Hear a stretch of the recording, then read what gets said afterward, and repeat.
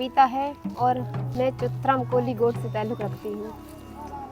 ये जो रासूड़े है जो रासूड़े है वो हम सिर्फ अपने घरों में गाते हैं जहाँ की शादी होती है, और जो मर्द है वो बाहर डोलों पर भी डांस करते तब भी गाते हैं, और बाहर ओताग होती है उनमें बैठकर भी गाते हैं। ये सब हम मतलब किसी से खुशी मनाते हैं ऐसे रासूड़े गाकर। ये जो हमारी ईद आती है, त्यौहार आते हैं, उनके अलग अलग होते हैं, और ये शादी जो होती है उनके मतलब अलग अलग होते हैं ये रासूड़े।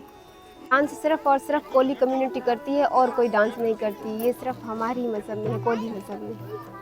मेरे दादा ने ही हमें ये डांस सिखाई है, इसीलिए हम भी ये जानते हैं और हम भी करते हैं। मेरे दादा जो है ये डांस दिखाने के लिए इस्लामाबाद गए थे, और ये चरूड़ी वाला भी डांस करते हैं, मतलब कि दूसरे को चरूड़ी पकड़ाते हैं और ये डांस करते हैं। हमारी दादी करती थी, मतलब हमारे दादा वगैरह करते थे। हमारे जो छोटे छोटे बच्चे हैं उनको भी अपनी ये डांस सिखाएंगे और मतलब कि अपना कल्चर डांस सिखाना चाहेंगे।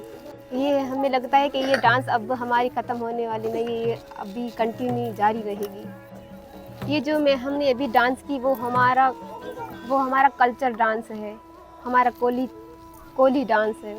और इसमें एक बंदा ढोल बजाता है और सारी जो फीमेल औरतें हैं वो घूमती है और फिर घूमर लेती है और उठती है, बैठती है और फिर घूमती है।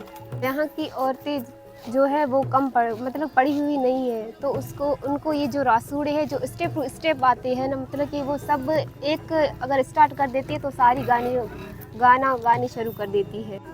ये जो रासूड़े होते हैं वो अलग अलग किस्म के होते हैं।